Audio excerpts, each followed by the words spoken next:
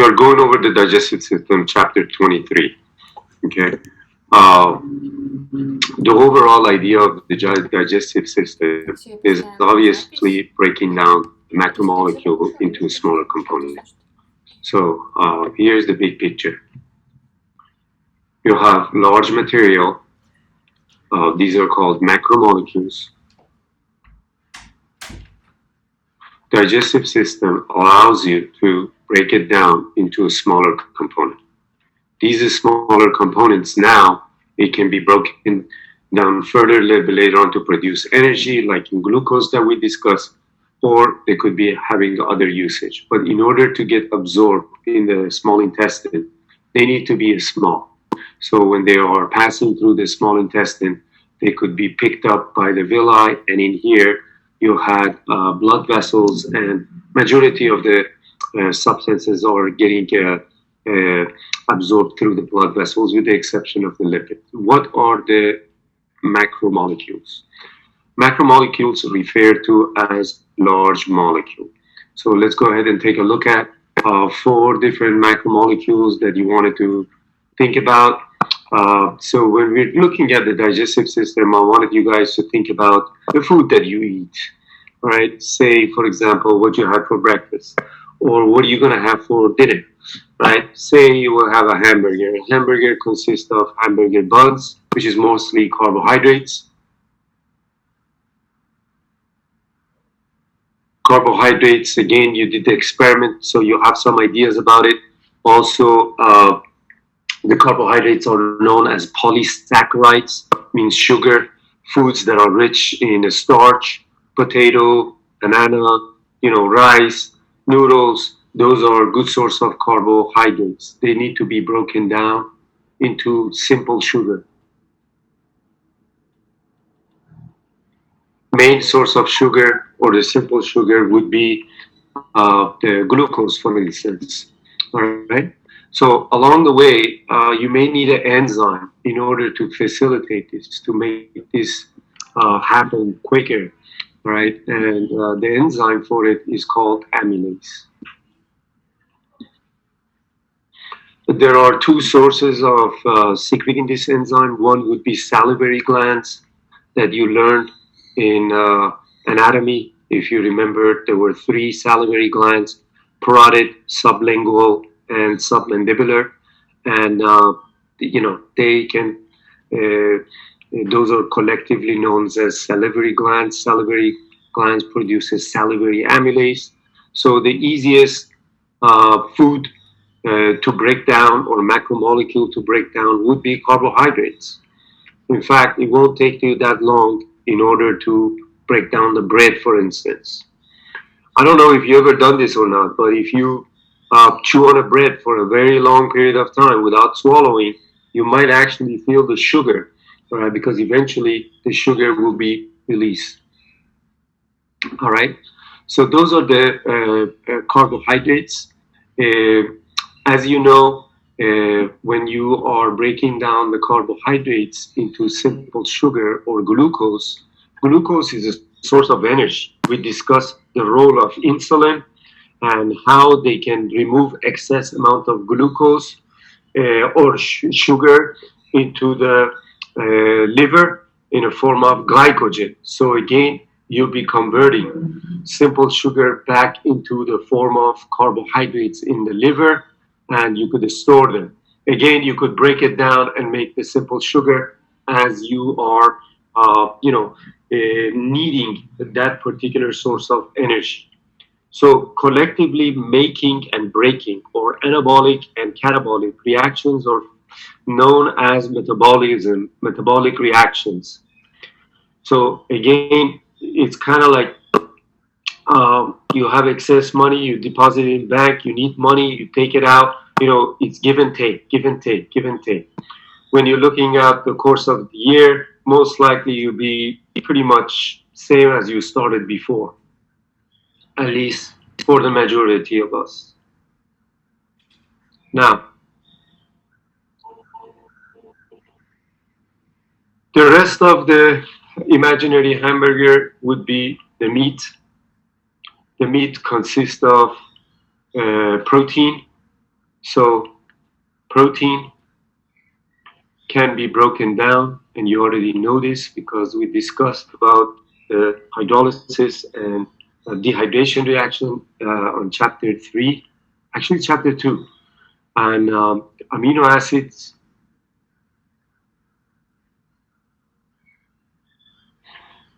is when you break down the protein completely, you're going to get amino acid. Chain of amino acid was making up the protein, and we discuss about this type of amino acids. We learn how you could put in this amino acid to make the protein in the process of translation, if you recall. So when you break down the protein, that's what you're going to get. Um, these protein, you may use a different type of enzyme, but in general, it's called protease. Source of proteases varies. You could have a type of a protease in the stomach that is called a pepsin, all right, which at the presence of hydrochloric acid, pepsinogen, get activated and becomes pepsin, and now pepsin can break down some of these protein peptide bonds. There is also other such as trypsin, chymotrypsin, carboxypeptidase,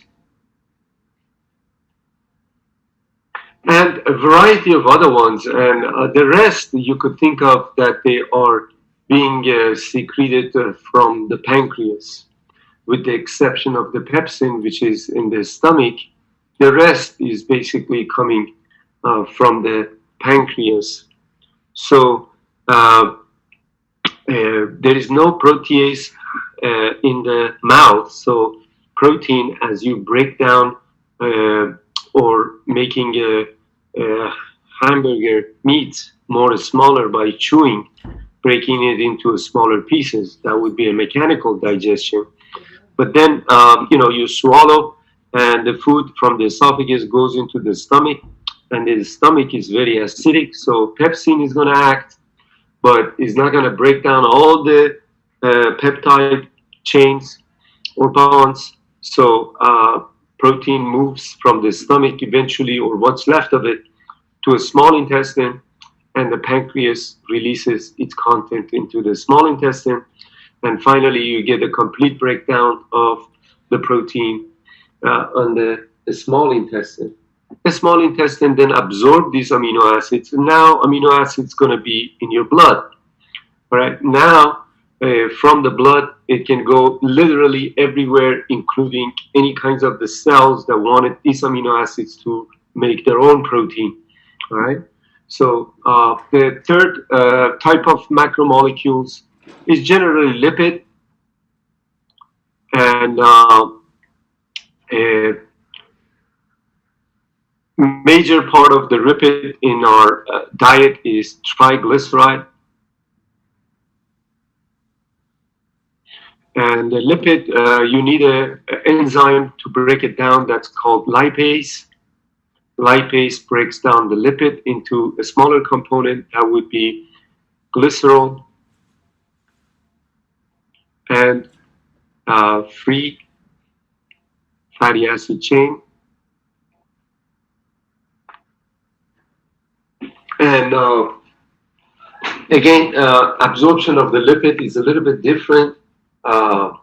Lipid is a non-polar substance, so they kind of like coalesce with one another, they stick with one another. First, you need to separate them into a smaller component.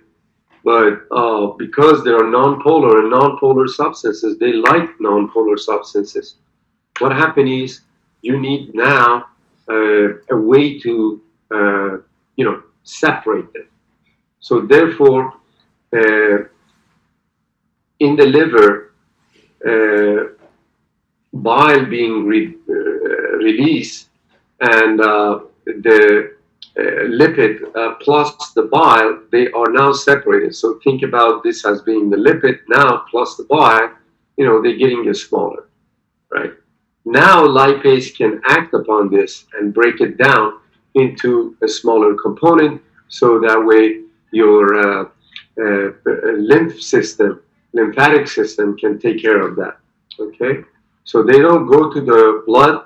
As you know, if they do, then they can clog up the arteries, and that would seriously cause the problem. And some triglycerol do that, unfortunately, as a part of our diet. And they adhere to the arteries and cause cardiovascular problems.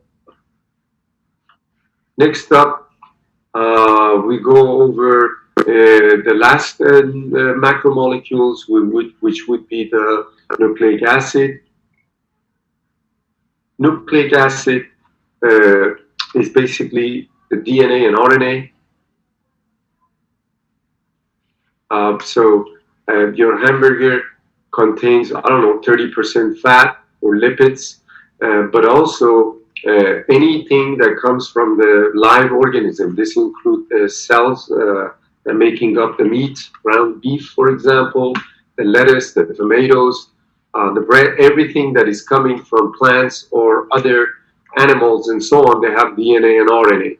And DNA and RNA, they stuck with one another, so they're still a large molecule. And in order to break them down, you need an enzyme. And the enzyme, again, is called nuclease. And it breaks it down into nucleotides. Nucleotides is basically a smaller version of the DNA and RNA. And you probably know they have a sugar base, they have a phosphate, and they have one of those ATGCs or AUGCs. Regardless, you make those. Now, I wanted to kind of like highlight all these enzymes. These enzymes are being released by the pancreas.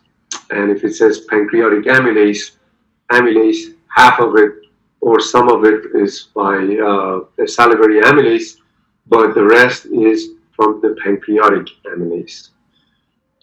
Therefore, one of the functions of the pancreas is to bring and release all these enzymes for our digestion. If your pancreas is weak, if it's not producing the enzyme that it needs, again, you might say, wait a minute, how is the enzyme is being made in the cell? Enzymes are protein. So again, you got to go back and review what we discussed earlier and see the overall picture. Right? Protein made out of amino acids. That's the translation. So pancreatic cells that are known as acini, right? And you learned it in the anatomy, that's where they are being made. All right. So we discussed the cell already. Inside of the cell, you have DNA. Then you can manufacture messenger RNA. Then you can make protein. Right? In this case, the protein that is being made are a variety of different type of enzymes. And once you get the enzymes, you get to break down the large molecules. And majority of this happens in the small intestine, but we already know that that happens in the stomach using the pepsin. And this, at least some portion of it happens in the mouth. Okay, but other than that, everything else, the location would be in the small intestine, and the enzyme that is being released in the small intestine to be able to break down the macromolecules happen to be from the pancreas. So that was just kind of like the overall picture. Now, a lot of these, you guys, if you haven't done so, like, carbohydrates, that was an experiment related to that. How do we get the sugar into the small intestine and so on. So there are some experiments related to that. We discuss later on. We're going to talk about the diabetes and so on, probably tomorrow, and you get ideas about that as well. All right, now that you know the overall picture, again, we wanted to go ahead and take a look at the compartment in which the food travels. In anatomy, you learned that about those compartments. Today, we're going to be focusing more like what are those compartments do in terms of physiologically and helping us in terms of their function. All right, so let's go ahead and take a look at stages of the food processing. One of the things that you need to know is the six stages of the food processing. In other words, as you place the food in the mouth, all right, that's where the ingestion is occurring. All right, so let's go ahead and take a look at it. This is ingestion, placing the food in the mouth. All right, now, an awful lot of things happens in the mouth. One is the mechanical digestion. So this is another stages of the food processing. Mechanical digestion is basically grinding, chewing, turning, making things smaller mechanically, movement. All right, so your teeth coming down on the food, all right, crushing them, making it smaller, and those are mechanical digestion. All right, very little absorption happens in the mouth, okay, but chemical digestion also begins in the mouth. Well, what is the chemical digestion? Again, using enzymes, there's a chemistry involved, there's a chemical reactions involved. All right, enzymes are in the chemical reaction help to, get to the product from the reactant or the substrate to the product much quicker. Let me mention about the role of enzymes. All right, so this is where it happens in the mouth. Chemical digestion begins in the mouth. Mechanical digestion begins in the mouth. Ingestion begins in the mouth. So, but the chemical digestion is not going to be that sufficient. For example, the salivary amylase that produced and released by the salivary glands only can break down the carbohydrates. Okay, there is a little bit of lipase in here. It's called a lingual lipase, but again, very very little, not a whole lot for our purpose. Right? So, amylase is the main one, and if you wanted to take a look at the salivary glands and such, you could go ahead and take a look at this picture. So it tells you where they are: submandibular, sublingual, and parotid gland. And again, if you look at this duct, they're all going into the oral cavity where the mouth is. All right. So they release their content, and their content is going to do few things for us in the mouth. One is called salivary amylase, break down the carbohydrates. Two, salivary amylase and the saliva itself, it can lubricate the food. When you lubricate the food, it's easier to ingest and swallow. Okay, the food is lubricated, right? So lots of things happening, but in the nutshell, your saliva can cleanses the mouth. It can moisten and dissolve the food chemicals. Remember the taste, they require molecules to get dissolved, so it aids that. Aids in bolus formation. Bolus means just like, a smaller version of the food so that you could have it easier to break things down. Contain enzymes that break down the starch or the carbohydrates. All right. And that is what it does. Now, interestingly enough, when we're going back over here, and we mentioned amylase is important. That's the role of the enzyme. Interestingly enough, if you go back to the lecture that I was giving you about enzymes, we mentioned there were different factors affecting the enzyme function. One was temperature, one was pH, and one was salt concentration. All right. So right there, you had a good idea. Just we are inside of the mouth at this point in time. You're biting on your hamburger. We haven't gone to the other parts yet. All right. But what do we have a tendency to do during eating? Let's say you're going and buying in and out drive-through. All right. You usually get a fries with it, and you usually get a Coke or some kind of a soda with it. Coke in the hot summer days is really, really hot. All right. So the Coke is cold with ice in it. So right there, you're influencing the temperature. Your fries also contains a lot of salt. Some of us put extra salt on the fries because usually food that are salty tastes better. All right. So a lot of sodas are actually acidic. All right. So you have all the components that's supposed to influence and mess up our enzymes in the mouth. So it's not a good idea to have salt. It's not a good idea to have soda with your meal. All right. And beside these, whenever you're eating soda, you're eating your meal with the soda, you're consuming soda with it. What else it can do is it prevents your saliva to be released because it doesn't need to lubricate the food anymore because you're getting the lubrication from the soda that you're drinking. Here's the a kicker. Over a long period of time, all right, uh, not using your salivary glands, they shrink, they get smaller with aging. All right. So as a result of that, now you are more dependent on these sodas for your consuming of your meal because now every time you wanted to have it because you don't get the lubrication and the moistening of the food and the dissolving capability of it. So you become more and more and more dependent. It gets to a point that your mouth always feels dry.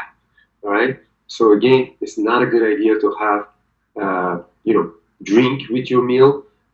Maybe 30 minutes before the meal, maybe 30 minutes after the meal.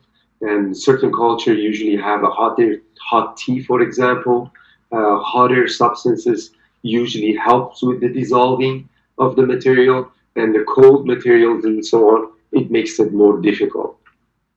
You could do a simple experiment by, putting some kind of oil that you have in the cold environment. See what happens. They solidify.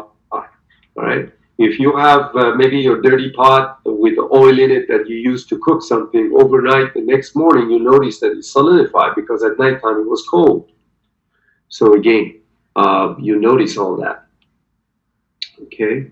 Uh, the temperature that you need it, mainly it's supposed to be a gut temperature. It's supposed to be about 37 degrees C. That would be the ideal temperature. All right. When you're having a cold and so on, eventually it's going to get there because it goes within the body, and the body core temperature is 37 degrees C. So it gets it warm, but you're just adding a little bit more stress and more pressure, and the enzyme is not going to be as effective and digest the material as fast.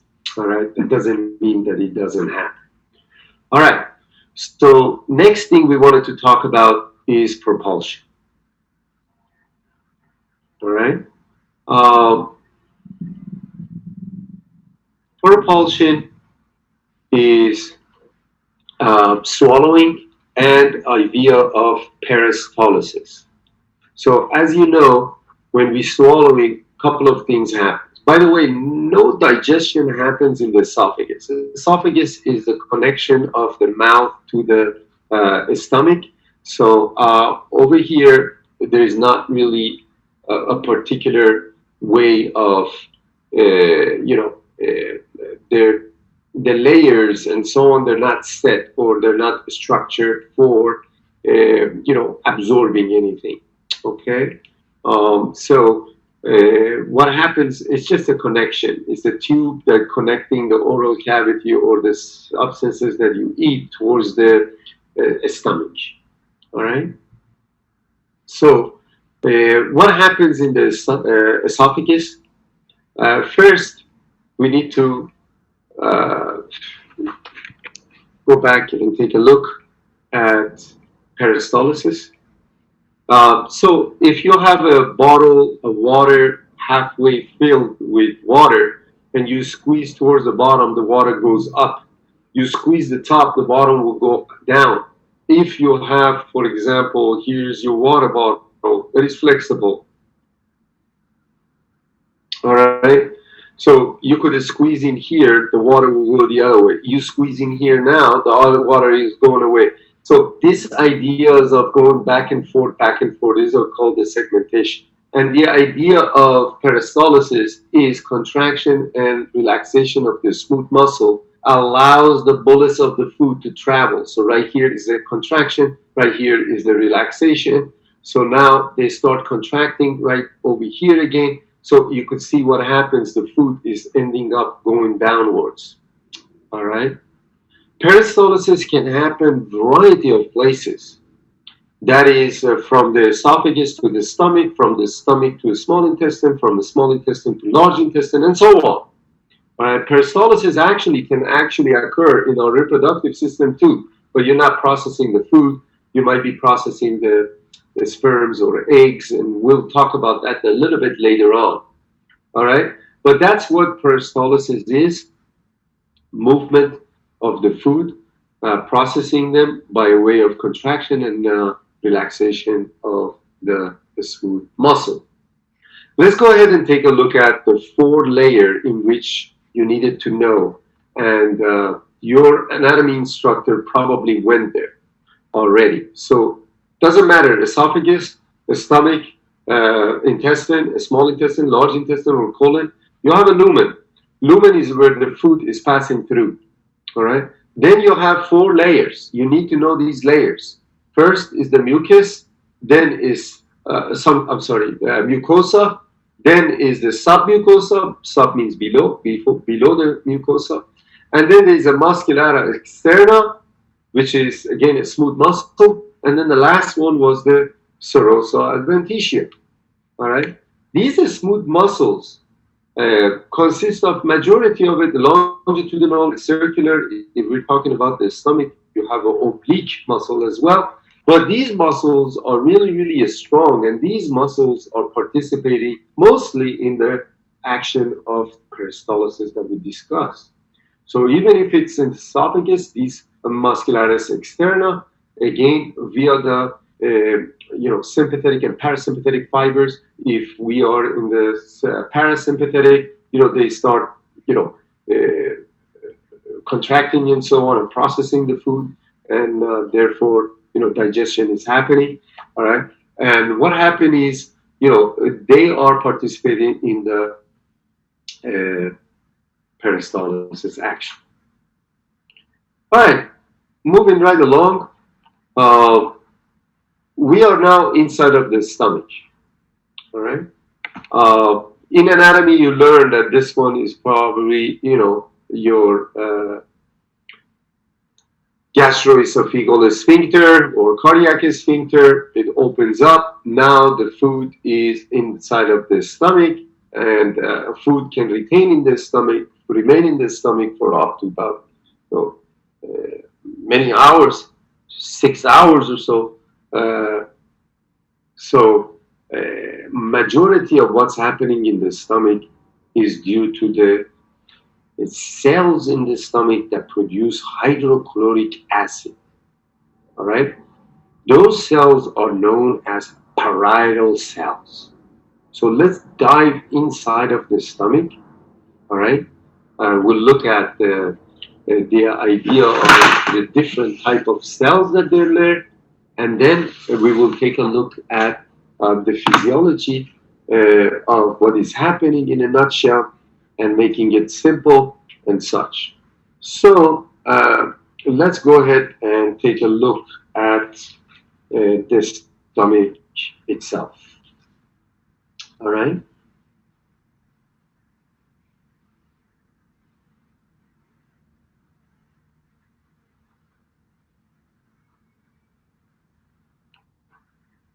Before we go to the stomach, I wanted to point out another important thing that is happening, and that is the role of epiglottis.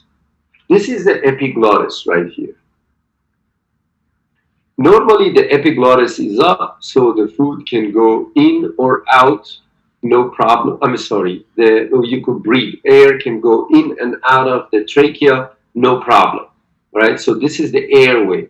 This is the trachea, I think is labeled right here. All right, so behind the trachea, as you learn in anatomy, lies the esophagus. This is behind or posterior to the trachea. So we don't want the food end up in the trachea and it can block the airway. Now you won't be able to breathe. If, for example, the food is stuck right over here, now the airway is blocked. This is when a person is choking, by the way. All right. So we do not want this to happen. So, you know, the epiglottis comes down and blocks the opening to the trachea, so the food or the bullets of the food have no choice but to end up in the esophagus, which again, you'll see that. And furthermore, you could see the action of peristalsis right here, all right, and therefore the food is ending up in the stomach on the very last part. All right. So these gastroesophageal sphincter, normally they are closed. They will open up, and therefore the food can end up in there. Okay. So now we are going inside of the stomach. Right. So if we go to the stomach, we'll see that again a little bit of background information. You need to uh, kind of like take a look at your anatomy perhaps, but I don't think I have this slide here. But that's okay. Let's go ahead and take a look at the inside of the stomach.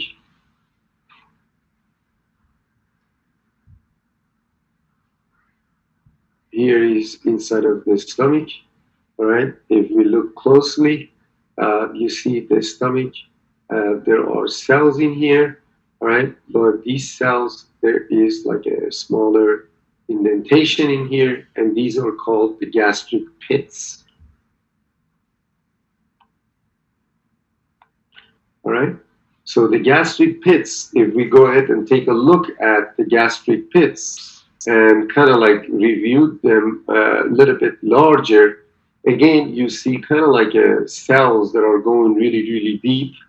All right. And here is the lumen of the stomach. All right. Again, the cells are going really, really deep. All right. And I'm going to make it simple, but basically, this is the lumen. Same thing as here. So these are the gastric pits. This whole thing is called the gastric pits. And these are made out of cells. So there are cells in here. Every now and then, you see a larger cells. The larger cells are known as a parietal cells. And they have, very nice nucleus. If you remember, nucleus was around, larger cells, and so on. All right. So at the beginning, you see cells that are near the opening of the lumen, and these are the known as mucus neck cells. All right. The blue cells happen to be parietal cells. For us, this is pretty important. Okay, and then towards the bottom you see some cells too. And I'm not going to draw all these cells, but you could just imagine that there are a lot of these cells nearby, and every now and then, again, you're getting, these are supposed to be the cells. You could take a look at pictures on Google if you like, and these are known as chief cells.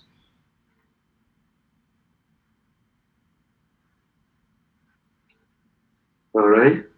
So, and then there are other cells, mostly are these cells that we discussed, but the mucus neck cells and the mucus cells is basically they're important because they, as the name of it implies, they pretty much produce soluble mucus.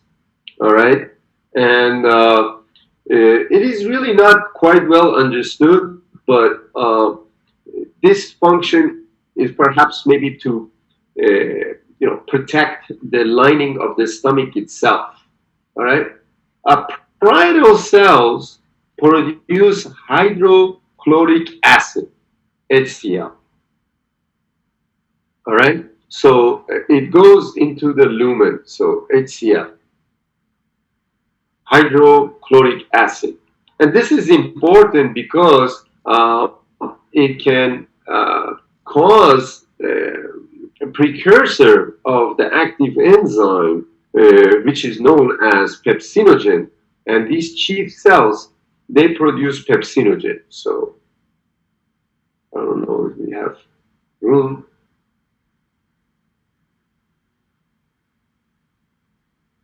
So pepsinogen is going to be released as well, but pepsinogen only become pepsin in the presence of hydrochloric acid.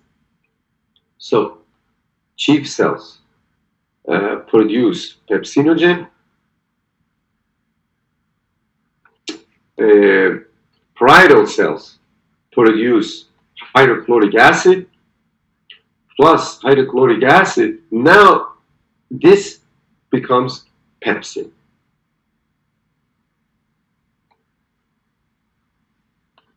Pepsin is a type of a protease, as I mentioned to you earlier, and obviously they are important in breaking down the, the meat or protein. There is a little bit of chief cells also secrete lipase, but again, it's very, very little, and we're not going to, elaborate too much about that at this point in time because the majority of it happened to be by the pancreas that I just told you earlier. Okay, so there are a lot of chemical messengers that are also produced by endocrine cells, things in the nature of gastrin, for example, which is a hormone. They play an important role in regulating the stomach secretion and motility, all right? And serotonin, histamine, somatostatin. So there are other type of, endocrine activities there, and each one has its own story, which we probably not going to get into at this point in time. But the point is that the stomach is pretty acidic. Now, before we go on and take a look at how this acidic material mechanism of production of these acidic material or HCl, I want to give you an idea. It's very important, by the way. Here's the esophagus, here's the stomach. Okay? The stomach has to have hydrochloric acid because, again, this is necessity for breaking down the protein. Majority of the protein they require to have pepsin. All right. So for whatever reason, if you do not have the acidity that requires in the stomach, first, the protein digestion might take a longer time. All right, Might take a longer time. You might have abdominal pain or problem in order to breaking down the protein. Every time you eat something meat or protein, you get a stomach ache. All right. But in addition to that, the pH of the stomach is about 2 to 3. Right? That's pretty acidic. All right. And when you are bringing your food, all right, you might be bringing other things with it, such as other bacteria, such as viruses, such as microorganisms. But majority of these microorganisms, they cannot withstand this acidic condition. So they can get eliminated, which is again another interesting fact that you're kind of like,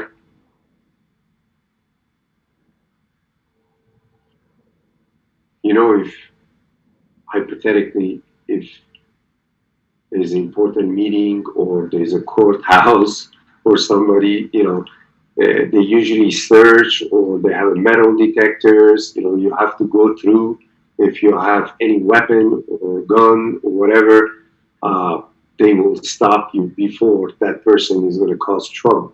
All right. So before all these microorganisms causing trouble, they're going to get eliminated right here. This is not to say that not all the bacteria are like that. Like, as you know, Helicobacter pylori is one of those that could cause ulcer of the stomach and cause problem for us. All right, and they can hide, and they do have their own mechanism of withstanding this acidic condition, which we're not going to get into at this point in time. But in a way, it serves us very well. But sometimes people that have a stomach ache for no apparent reason, and sometimes they don't even know why they got a stomach ache, but they think that their stomach is too acidic. Maybe the lining of their stomach is irritated due to consumption of the acidic food and so on. So they cannot tolerate that. And what they take antacid. What's antacid? Opposite of the acid. Basically, is a base. Acid and base. Remember, the base produce hydroxide ion, and the acid was producing, or a proton donor, hydrogen ion. So together you're making a water if you have the similar concentration. So if you have hydrochloric acid in the presence of the solution, it becomes H plus Cl minus. But the more of this you have, the higher the acidic would you have. So when you're taking antacid, basically you're introducing some kind of a hydroxyl ion, NaOH or some other kinds of whatever, and now you're making a water because this too gives you a H2O, and as a result of that, making it neutral. All right.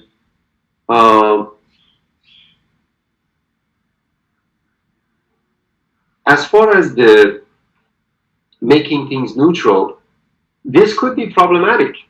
Why? Because remember, the microbes now in the neutral environment, they could survive. All right. Now what? Now they could go into other areas such as the small intestine, such as large intestine. And again, things like bacteria can double up in 20 minutes. So very soon they're going to have more and more and more of them available. As you know, a lot of these unwanted microorganisms, they might cause problem for us, such as diarrhea, such as perhaps even colon cancer, and there's a lot of other problems that are linked to this microorganism, and it's not a good idea to have them. All right. So having an acidic environment in the stomach is actually a good thing. For whatever reason you have this problem, abdominal pain, stomach ache, whatever, you have to find out the underlying reason to try to prevent that from happening, but not taking antacid. That's not a good idea. Antacid also cause other problems such as constipation and dehydration and other problems as well. So there's a lot of side effects. We are going into the hydrochloric acid. Uh, Earlier, I showed you that the parietal cells are producing the hydrochloric acid. Let's see how. So let's just draw a parietal cell. Here is a parietal cell, for instance.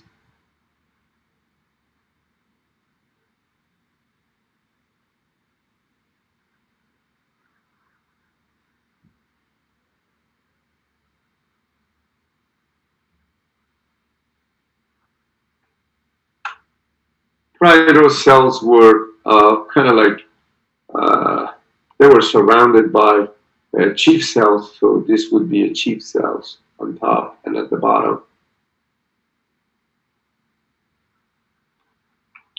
All right.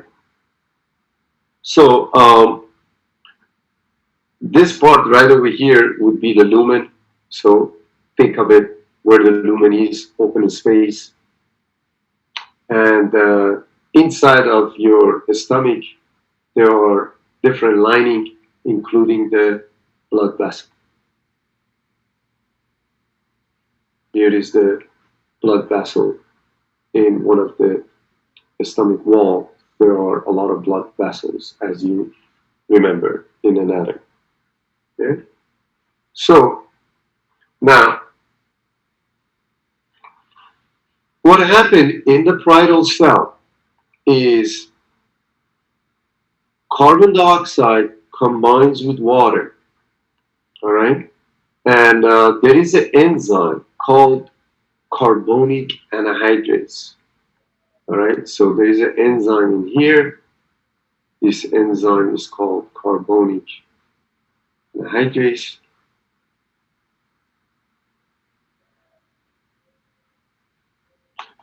You saw this enzyme in the respiratory system as well.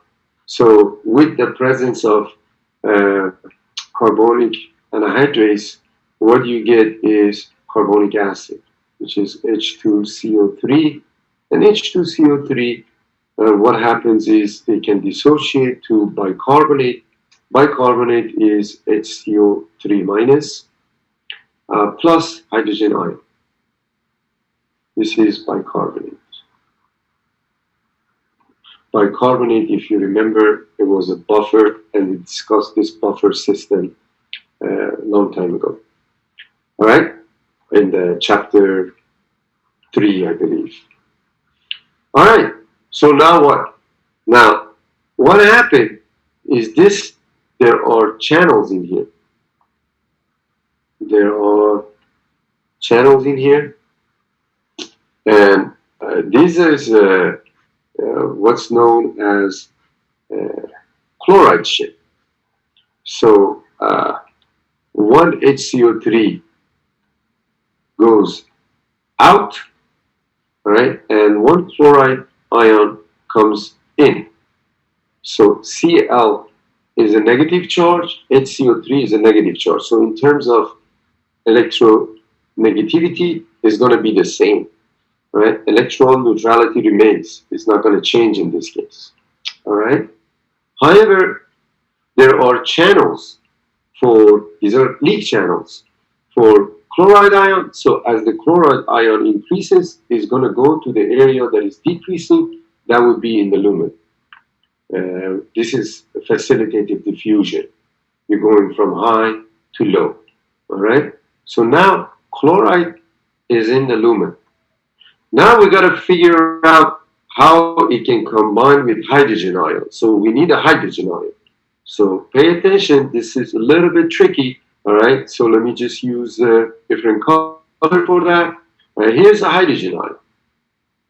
The hydrogen ion, right? There is a hydrogen potassium ATPase or hydrogen potassium pump.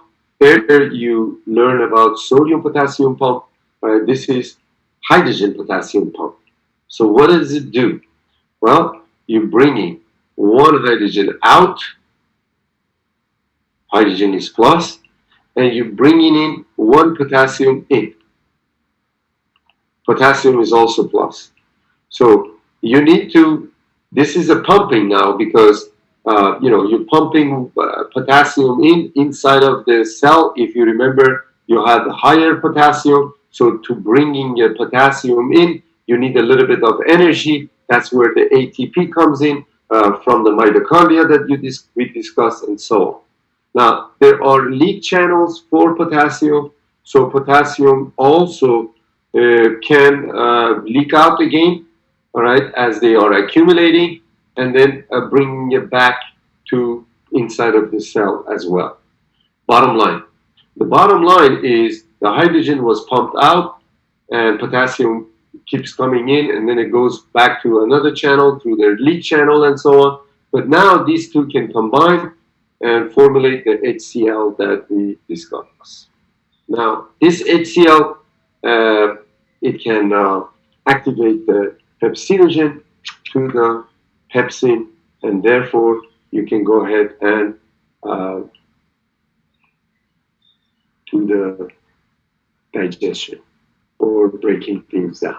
So these are the things that happens in the stomach. All right.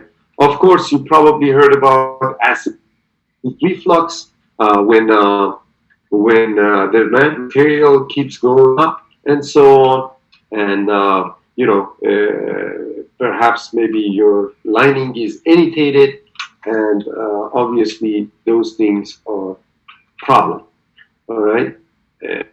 When the stomach is way too acidic, it tells you something. People sometimes, when they drink too much alcohol or excessive alcohol, they throw up. Why? Because their stomach is getting so acidic that the body is giving you a warning.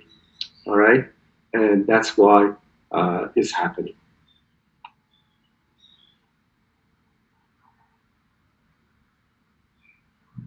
All right. I'm gonna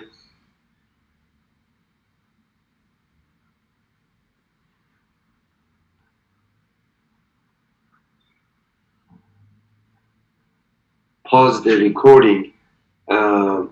There's a lot of things that are happening, folks. A lot of you guys are keep logging off and logging in. All right, and every time you do that, a message pops on my screen, and it's very distracting. Uh, Another thing is, middle of the lecture, I don't want to answer your question. All right, you got to write your question down, or wait for me to pause. And every now and then, I ask you guys, are there any questions? The way to tackle this, and you should know this by now, obviously, get a sheet of paper and write down your questions. So when the time comes, all right, you could state your question. Sending in a message, again, another screen pops up and it keeps presenting your question. Now I'm in the middle of something and you're asking questions that might be related, but not directly related for me to go back and explain what I just explained earlier. So write down all. I don't have any problem of answering your question. All right, but there are ways to do this, especially online. All right. A lot of times during the face-to-face lecture, I tell the students with just like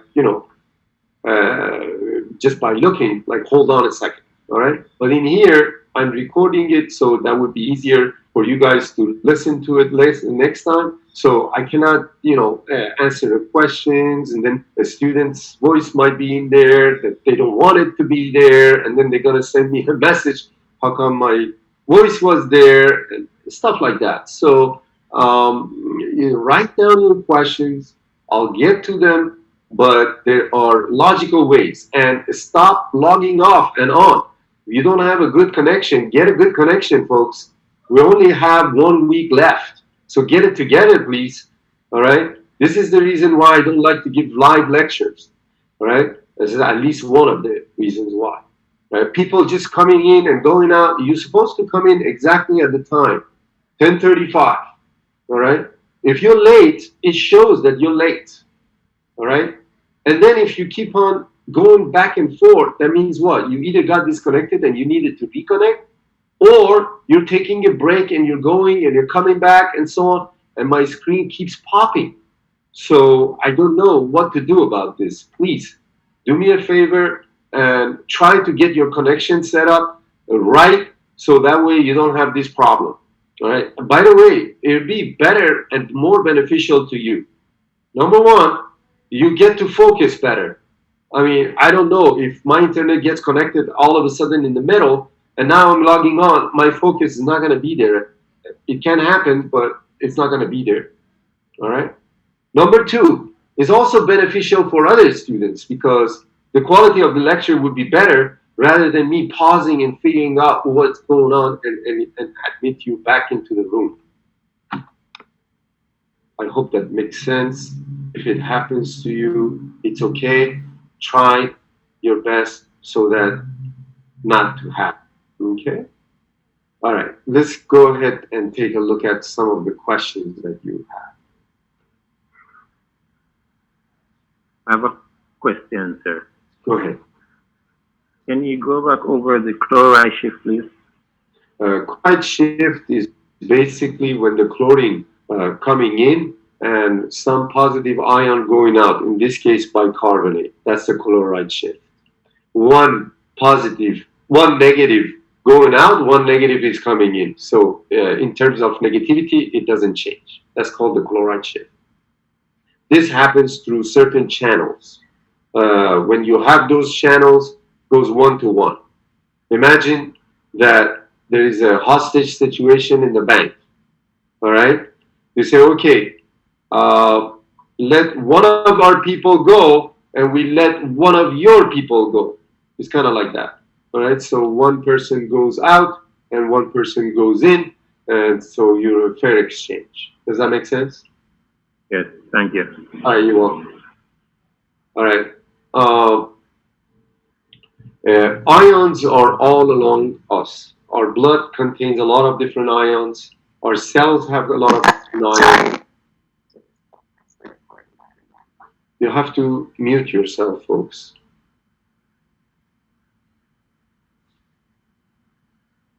Okay? And so there are a lot of different ions everywhere. The ion.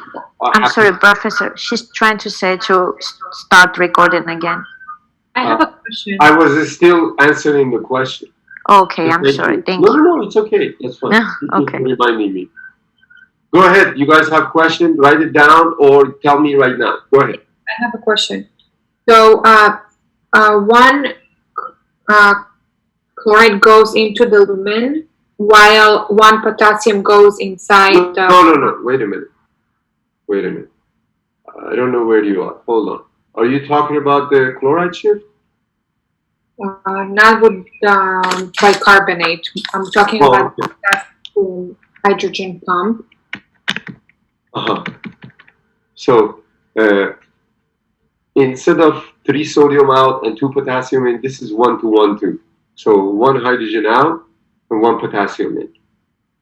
Okay. And it just needs the energy in order for this pump to work.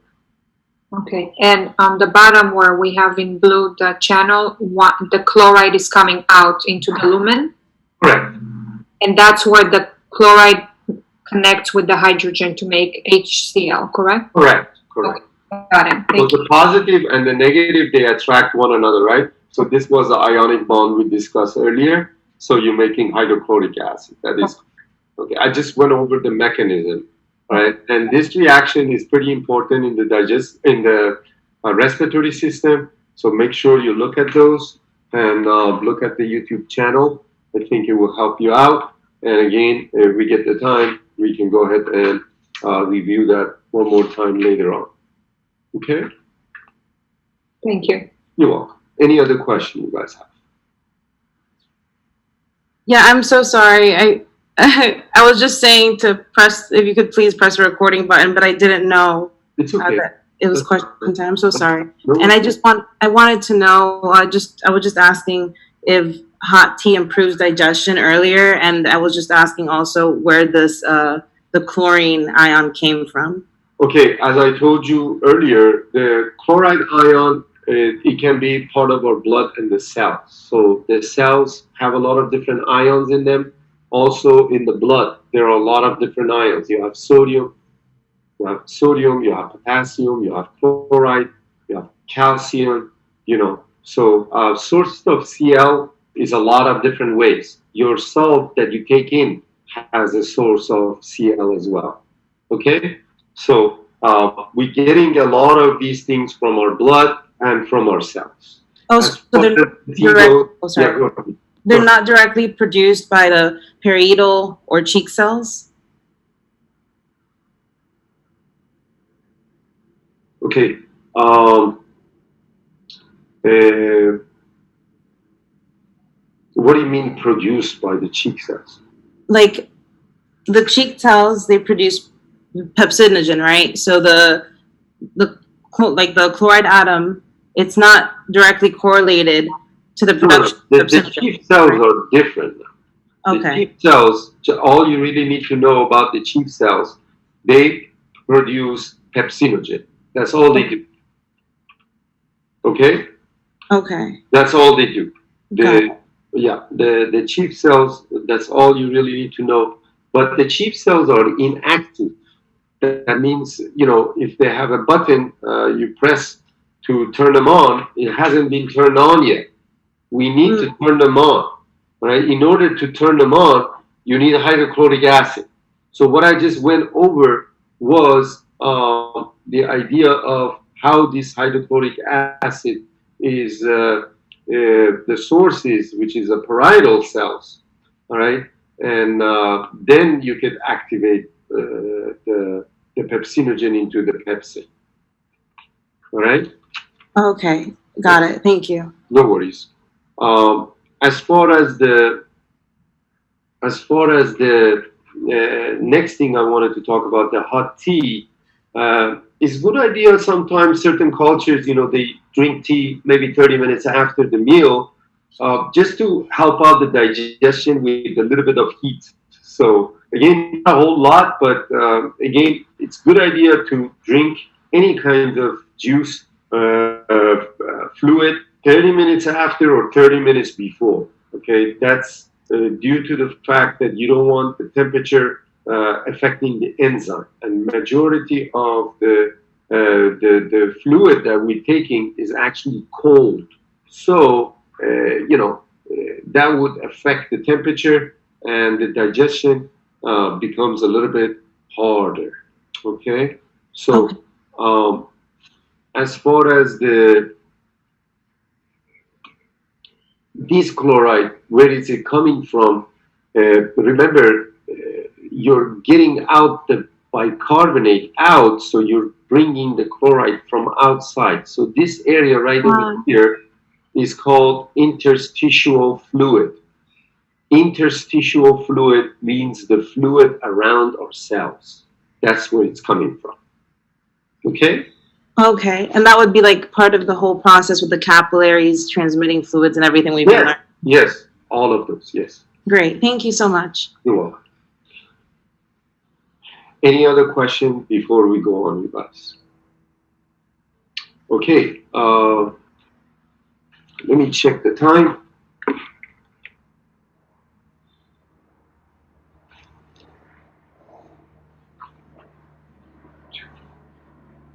Do you guys need a break?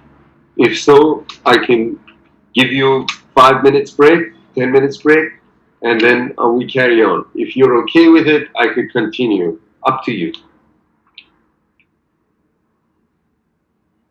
Yes? No? We can continue, I think. Okay. Everybody's okay? Continue? Yes. All right. Yes. Okay. All right. It's okay if it happened to you guys. I understand that things sometimes happening, whatever, try to get it going. I know even though I'm asking you guys, sometimes it's beyond your control. Baby's crying, you gotta go to him and things like that. Or maybe accidentally some kids, touch the screen. I don't know. Please don't explain it. Please, please, please don't explain it, okay? I just tell you as a courtesy, sometimes I like to focus in the things that I like to do, all right, that is teaching you guys, and that's my main thing, all right? I don't want you guys to think like I have something against you, or I'm getting upset, or, it's the end of the world, or whatnot. Just do your best, okay?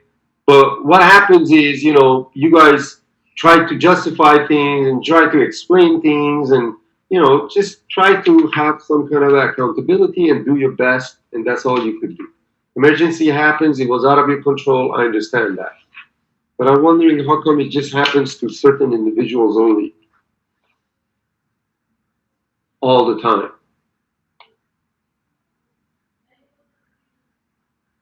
All right, moving right along. I'm going to go ahead and click on recording now. Thank you for reminding me again. You guys are really good. All right. So we discussed what happens in the stomach. We are now going away from the stomach, and the stomach, as you know, is linked into the small intestine. So the next thing I like to do is travel inside of the small intestine and again learn a little bit about what is happening there, and we can go from there. Interestingly enough, so we went over this already.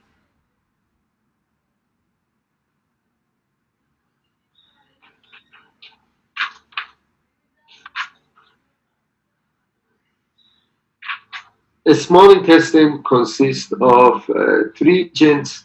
The first region was the duodenum, middle one, jejunum, and the last one is ileum.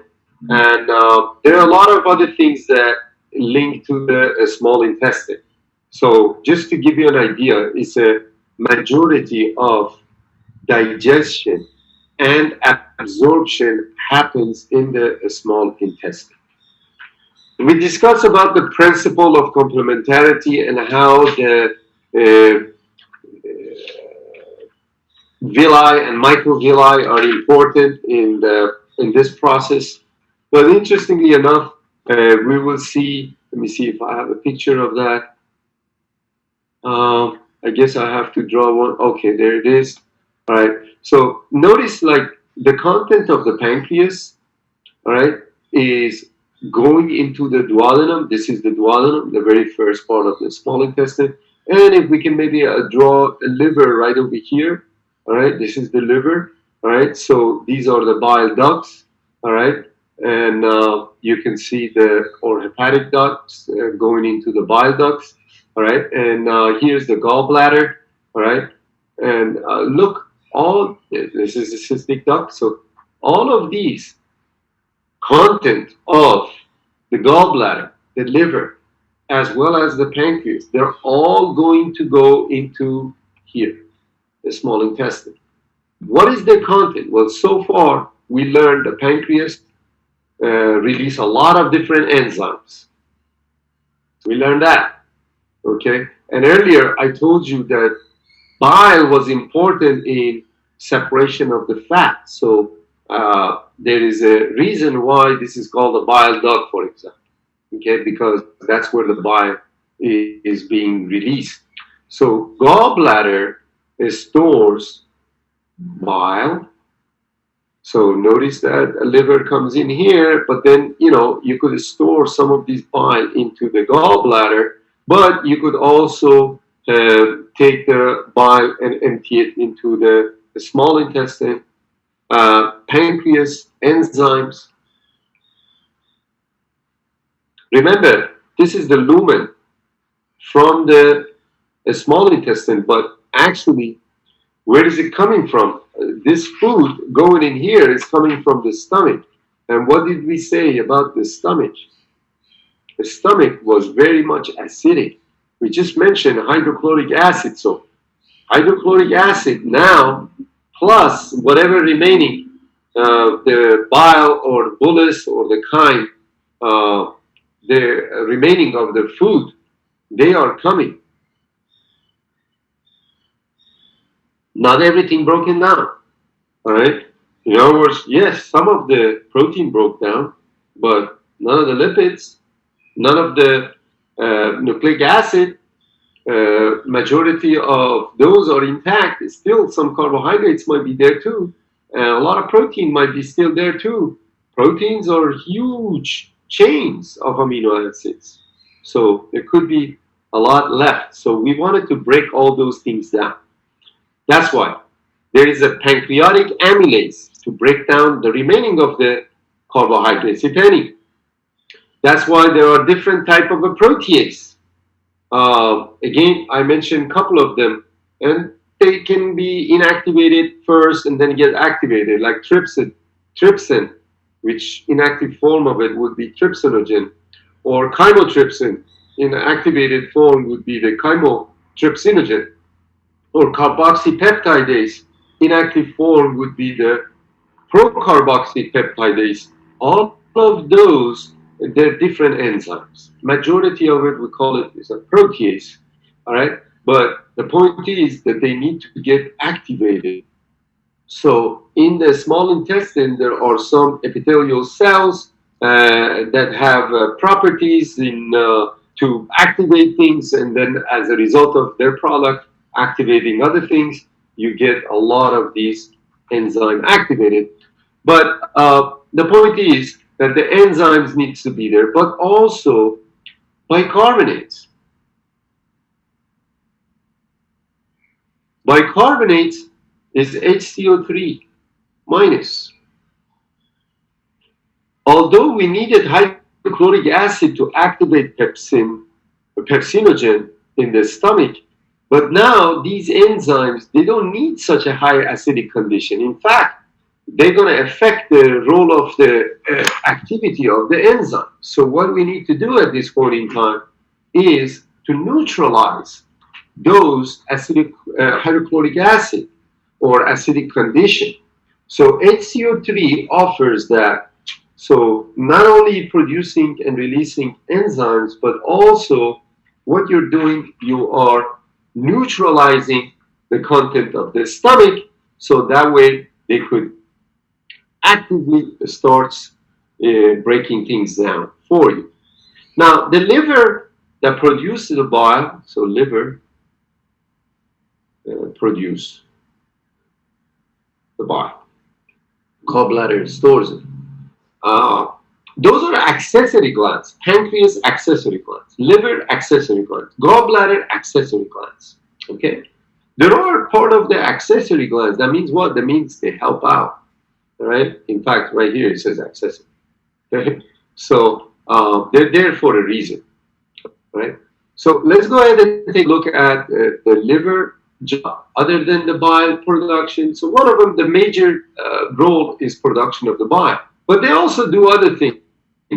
A storage of fat-soluble vitamin, detoxification, processing blood-borne nutrients. So they could do a lot of different things. We discussed about the nutrients already, the glycogen and the role of insulin and glucagon. The fat-soluble vitamin or vitamin A, vitamin D, vitamin E, vitamin K. These are fat-soluble vitamins. The rest of the type of vitamins are known as water-soluble vitamins. Now, what's the difference? Water-soluble vitamins, there's no pose or threat in our cells. In other words, when you're taking so much of it, your urinary system can take care of it. For example, water-soluble vitamin would be vitamin C, vitamin B, B12. There are all kinds of other vitamins around, and a lot of those are known as different supplements, and you can purchase those different areas and so on. But or you could have it in the fruits and vegetables and your food perhaps too. Point is, water-soluble vitamins, you can excrete them via your urinary system. There is not much of a problem. If you take in a daily vitamin, your urine becomes really, really yellow. Why is that? It's because the excess came out. You don't need them. You don't need them to process or absorb them. It comes by waste in part of the urinary system. However, the vitamin A, vitamin D, E, and K, they're pretty important. I mean, vitamin A, that was important precursor to retinol of the eye. Carrot, for example, has a good amount of vitamin A. Vitamin D is good for bone synthesis, as you know, and calcium absorption. vitamin E for tissue repair, vitamin K for blood clotting. So they're all important, obviously, but when you take in too much, it can stores within our cells and cause toxicity. So, storing them perhaps would help you in that matter. And detoxification is another important function of hepatocyte. Hepato means liver, cells, cyte means cells, and the detoxification is important because sometimes there are substances in our meal, material that we take in, and they're very toxic for our body. The liver pay the price of detoxification of those substances, and sometimes it's not good for the liver to keep doing that. You know, surprisingly, a lot of medications they can destroy your liver. They don't tell you that so that you could buy them, or perhaps they put a fine prints on them. Uh, Tylenol, if you're taking excessive dosage, it could cause liver damages. And if you have a Tylenol handy, or you can maybe reach out in your medicine cabinet, take it out and read it carefully. Should be a warning sign there, somewhere around there, that higher dosage could cause liver failure. But the liver is made out of hepatocytes, all right? And again, you're trying to doing the detoxification using the liver cells, but your liver cells in the process might get problematic over the long run, just like anything else that you use up so much, so long, they wear out and they won't do their function after a while. And if you have your liver not functioning, you can have all kinds of problems, including not production of the bile, including not being able to detox, including not being able to, do the necessary function, and it could cause major problems. Psoriasis, for example, scar tissues in the liver, all of those people that drink a lot of alcohol, they destroy their liver, all right, completely sometimes, right? It gets so bad that, the liver is not functioning anymore. All right. So next up, we can go ahead and take a look. Here are the anatomy of the liver. These are the kind of like lobules of the liver, and it just shows where the bile is being released. There are some Kupffer cells. These are kind of like macrophages that again they can destroy, they can engulf, and we discussed about the endocytosis already. All right, things that are unwanted. Moving right along.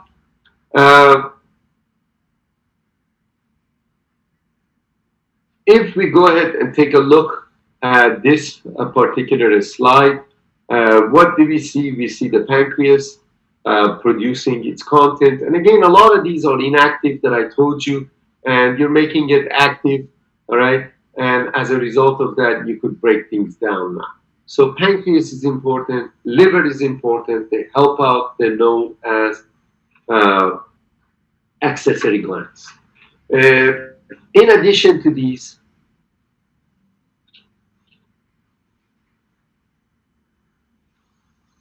if we go ahead and take a look at the small intestine, you'll see there is a lot of foldings. These foldings were called villi that you identify. And again, each of the cells consists of subfolding known as a microvilli, and these are increasing enormous amount of surface area. All right, this surface area, obviously, it helps to absorb substances, especially when they are smaller, because large substances now broken down by help of enzymes into smaller things and so on. So now they could go right in and again end up in the bloodstream, or if it's fatty stuff, it could go into the lacteal, which is ending up in the lymphatic system or whatnot, but the majority of it goes into the bloodstream and going into the, reaching out your cells. This could be amino acids, this could be sugar, this could be other things as well, all right? Vitamins and such. So, microvilli and villi, they gives you a means of high surface area. All right, and there is a lot of chemical digestion here. Chemistry is involved, enzymes are involved, because all of those enzymes released by the pancreas we looked at earlier is being dumped right here in the small intestine. So earlier I showed you a figure, and it's where is it? Right over here. So there are a lot of enzymes are doing their work. All right. So breaking the molecules into even further a smaller component, so you could do a absorption and the layers. In those layers, there's a lot of blood vessels there that they can get absorbed, and some of those blood vessels you're already familiar with. Look at some of these blood vessels. All right, mesenteric arteries and all kinds of capillaries around and such. Right, so there's plenty of blood vessels. So once it gets absorbed, it can get into the blood vessels, and from there goes into the circulation. Huh?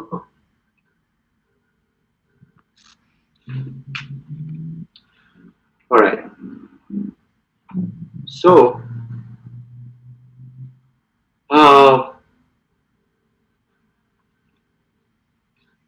it's important to know how you can monitor things, how we regulate production and releasing of the bile, how do we regulate releasing of the enzymes, how do we make more of those enzymes and such. So this little bit of physiology involved that I like to get into next. So in order to understand the physiology and the mechanism, first I need to go over a few ideas with you, and then we can see this in action.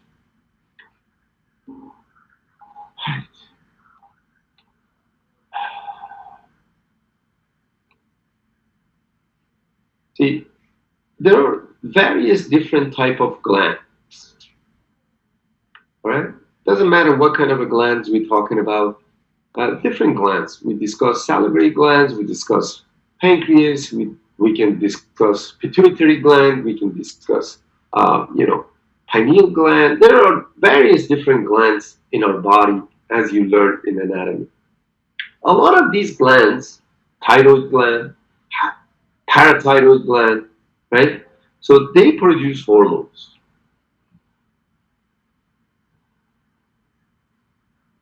Sometimes many different kinds of hormones, sometimes one. All right? Now, these hormones, they, again, if you remember the function of the blood was transport of substances, these hormones, now they can be transported via the blood system. All right? And then once you get to a target cell or target tissues, what happens is that these hormones is going to go in and affect this target cell, whatever this target cell is out to do. And again, there are various different type of cells, and they do different things. Now, this target cell, for example, could be another gland that it could produce another type of hormone, or it could be producing certain type of protein, for example, or it could have variety of different ways that this target cell might get affected. But two kinds of hormones. One is the steroid type, and there is another type. It's called the non-steroid hormone. Non-steroid hormone, such as many different types, like CCK, like secretin, like growth hormone, like thyroid hormones and such. They are need a receptor, so they need to bind to the receptor. That's hormone now. All right, this is our hormone. All right, they need to bind to the receptor, and then it's going to influence the target cell somehow. This could be again maybe a G-link protein, or it could open up a certain channel, for example, It could be linked to the ligand-gated channel. It really depends on the type of a cell. All right. However, if you have a steroid hormone, let's show the steroid hormone by red color, and let's say another gland is producing a steroid hormone.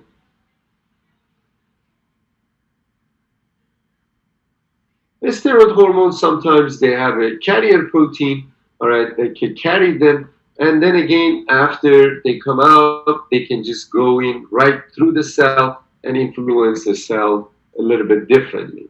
We're not going to deal with the steroid hormone at this point in time. That would be the topic of reproductive system, but things like androgen, testosterone, progesterone, corticosteroid, estrone, estradiol, all of those, they are a type of a steroid hormone. So the steroid hormone, they are non-polar. They could just go right in and cause the cell to do certain things. So now that I gave you this introduction, I wanted to go over the mechanism of showing how the bile and the pancreas are being controlled. Okay? Let's go ahead and take a look at this regulation.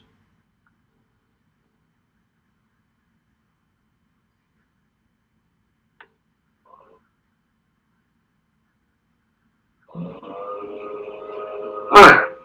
So acidic material from the stomach, known as acidic and fatty chyme, coming into the duodenum. But there are some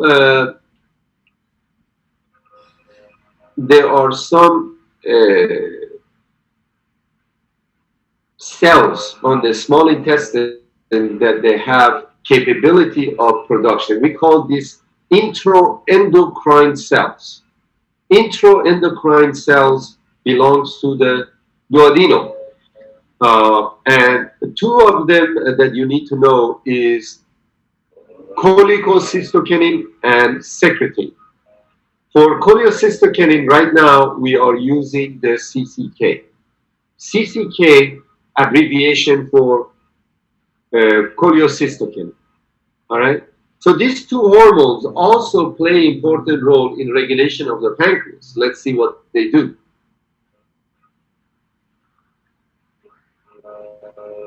All right. So the CCK, after release from the small intestine cells, known as intraendocrine cells, all right. So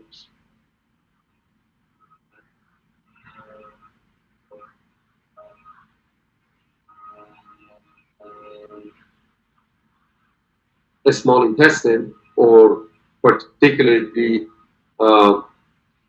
duodenal.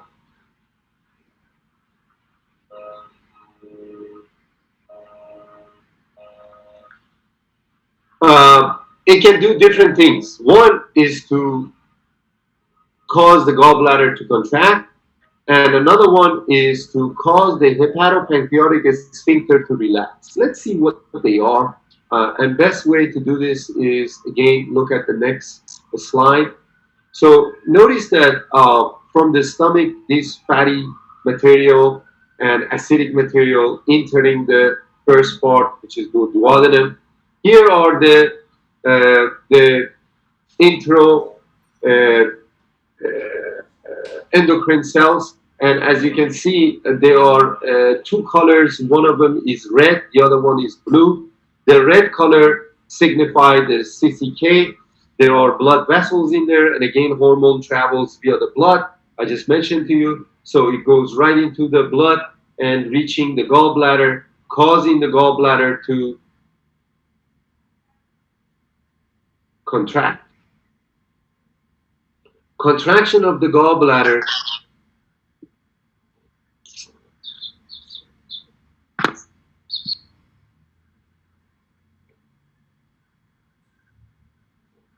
you guys that are coming in late, not only you're coming in late, but you also leave your monitor on. So that way we're already getting a lot of noises outside. Please. tried your best to be here on time, folks. And when you do get in, please mute yourself. Otherwise, now on, I'm going to call everybody not being able to unmute yourself when you have a question. All right? That's one way to do it. I don't want to do it that way. Please, when you're getting in, mute yourself so we don't hear the background noises from you guys. If you can.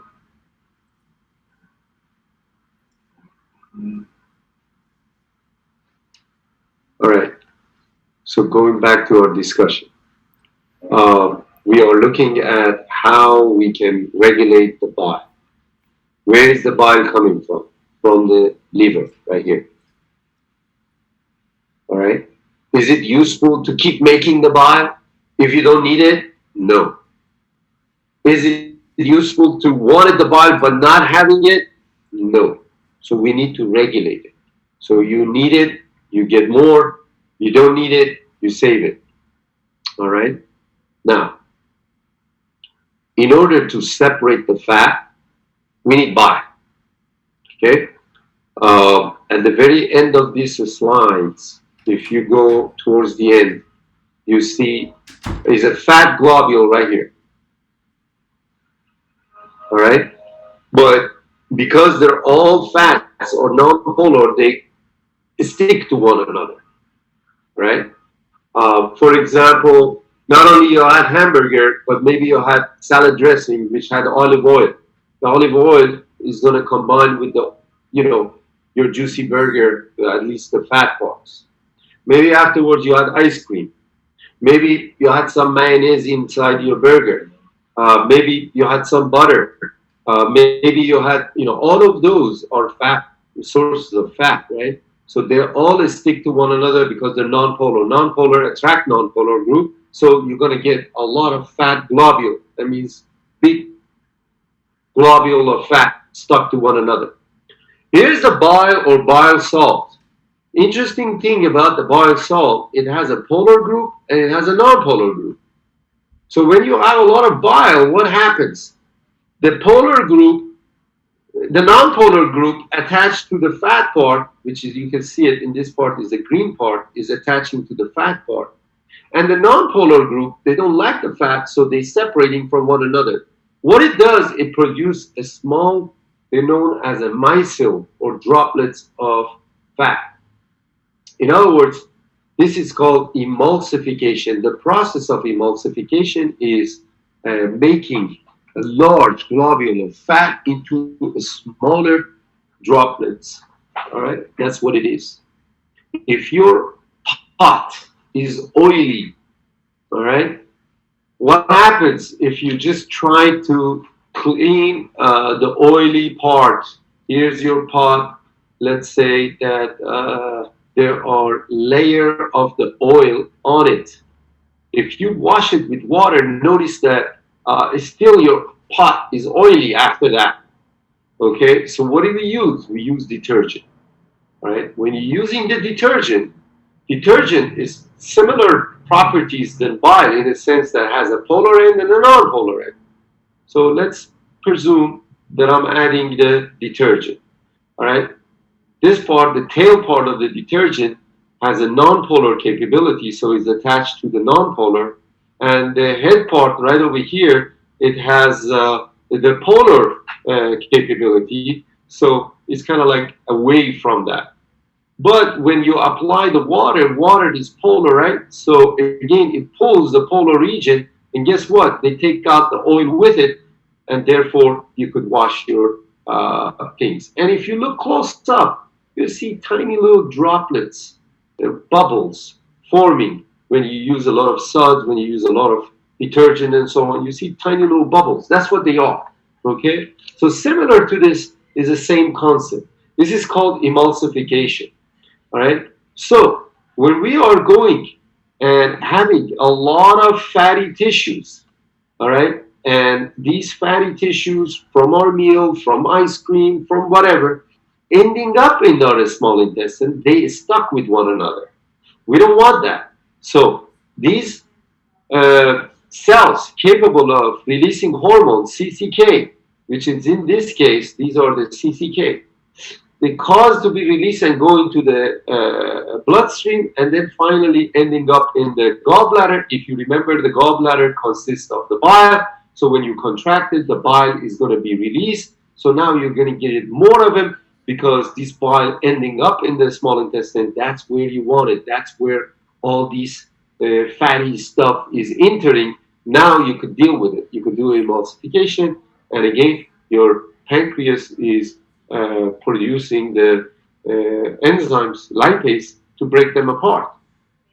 All right, so that's the job of the CCK, contraction of the gallbladder. But if you look carefully, I'm going to erase all that. All right, if you look carefully, this part is the opening right here. All right, so we need to, there is a sphincter there that is normally closed. We need to open that. Another thing that the CCK does, it makes this sphincter to relax or open up. So when they're open, guess what? Now they could be released in here. So two things that you need to know that what the CCK does. All right, where does it come from? It's coming from the intestine cells of dwelling. What does it do? Contraction of the gallbladder, as well as relaxing of the hepatopancreatic sphincter. So now the bile happened to be in here, which what we want because it can mix with the fatty stuff and does the emulsification. All right, what about the blue one? The blue one is the secretin. All right, so these are the blue one. The secretin is another hormone. It goes into the bloodstream, reaching the liver, and it kind of like tells you what it does in here. All right, let's take a look. All right, so what it does, it can stimulate the hepatocytes to produce more bile rapidly and being able to transport them. All right, release them. All right, that's the role of the secretin. So both of which is important, obviously, but we are trying to see how we could get the help from them. Now, what about the people that have their gallbladder removed? All right, there's gallstone sometimes forms. All right, due to a variety of factors, and there are different theories how gallstone is forming, but I'm not going to get into that right now. But sometimes you need to remove the gallbladder. It's still, the liver is capable of production of the bile, and it's still the bile can end up in the small intestine, and it's still they could do the emulsification. But you have to be very careful of what you eat, because if you eat a lot of fat stuff, you're going to have a hard time breaking it.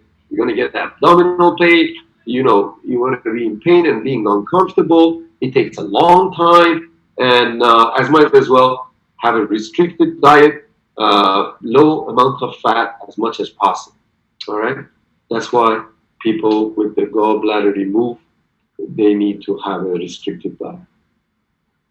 All right, so having said that, let's go ahead and take a look at another one, which is how do we control the pancreatic release? Is not advantageable for the pancreas to keep releasing the enzyme, because then they have to keep making the protein. The cell is going to get exhausted. They need a lot of resources to manufacture things. All right, same thing with the bicarbonate. All right, when you are making so many bicarbonate and so on, that exhausts the cell. Any cell does a lot of work. They can get exhausted at times. So we got to be efficient. In other words, why would you want it to release bicarbonate if you don't have much food in here to begin with?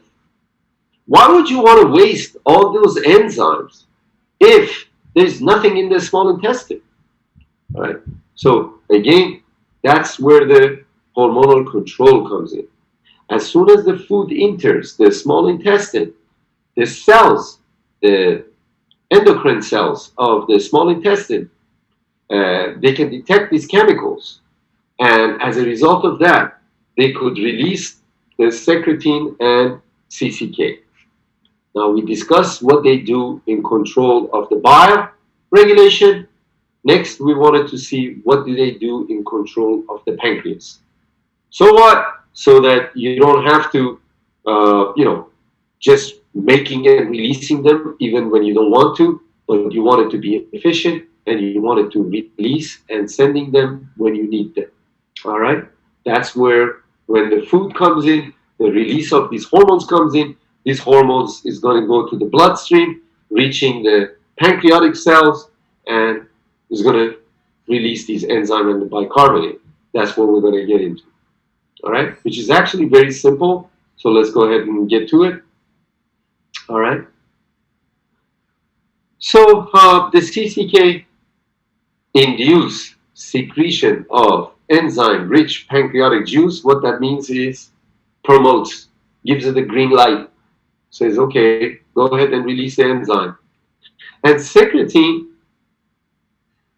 does for the bicarbonate, all right, says, okay, green light, bicarbonate, both of which is important, obviously, all right? So vagal stimulation is just vagus nerve. And again, when you're eating and whatnot, the vagus nerve can go in different areas and such.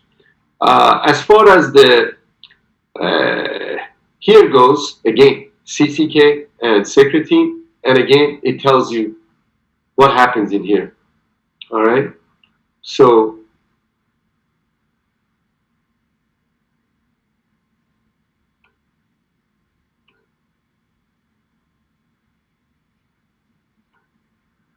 right here, acidic chyme. What is acidic chyme? This stuff coming from the stomach, as the stomach was acidic. Coming in here. But remember, pancreas produces a lot of enzymes. Those enzymes don't work under acidic condition. So we need to neutralize them. We need buffer. Our buffer in this case happened to be bicarbonate. All right? So as soon as these cells, endocrine cells that we mentioned, or duodenal gland cells, all right, release the secretin, all right, and CCK, all right. So now they are going into the bloodstream. Where are they going to end up? Yes, they're going to end up in, activating here, contracting here, and, causing the body. We discussed this already. But in addition to that, they have other target cells. Remember, some hormones, they may have more than one target cells. Yes, CCK target cells would be here, gallbladder, and right here, opening up this hepatopancreatic sphincter. But there are other target cells, you see, right?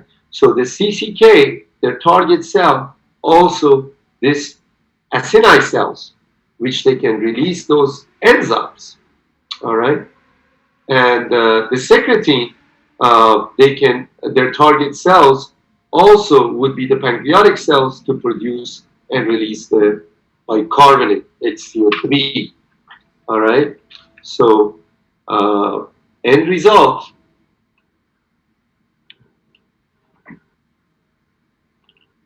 here you had a hydrogen ion because you had a HCl, and this was contribute to acidic. So now it's coming. All right. Here you have a HCO3 negative bicarbonate. So again, they can formulate plus HCO3 minus, and now you're going to get H2CO3, which is carbonic acid, which again, at the presence of enzyme, carbonic anhydrase, you could get carbon dioxide plus water. Water is neutral, that's what we want in here. Carbon dioxide, you could expel it, and your respiratory system works and operates that way.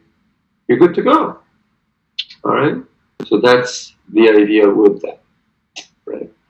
Without the pancreas, the job of digestion is going to become very, very difficult. right? Now, we are done with the hormonal and control, the regulation. We need to go to the large intestine now. So we go back to the process of digestion. We discuss all of these and absorption. As you recall, the last process happens is the defecation or elimination. That's the sixth and the final process of digestion. By this time, you absorb all you could, you digested all you could, but there's stuff that you may not be able to digest, like plant cell wall. A lot of plant cell wall we cannot digest. They're made out of cellulose, and we don't have the enzymes to break down this type of polysaccharides or cellulose. Right? Well, they need to be eliminated from our system. Also, excess things that not everything, a lot is good thing. All right, because you don't need any need for it. Otherwise you could eat sugar all day long. All right, why is it that it's not a good idea to have all this sugar all day long? Because you have homeostasis to operate. Okay, more is not necessarily better, less is not necessarily better. Right, so you have to be balanced. So a lot of things that you are in excess, or perhaps we cannot digest, and they need to be eliminated. And again, that's where the large intestine comes in. There are other job of the large intestine. Another name for the large intestine is called colon. All right, the name came from the diameter, by the way. So,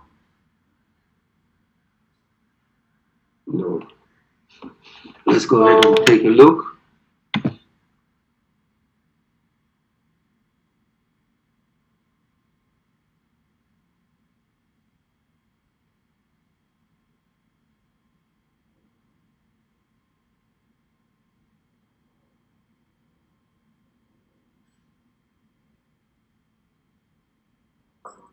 Professor, we can see and can hear you.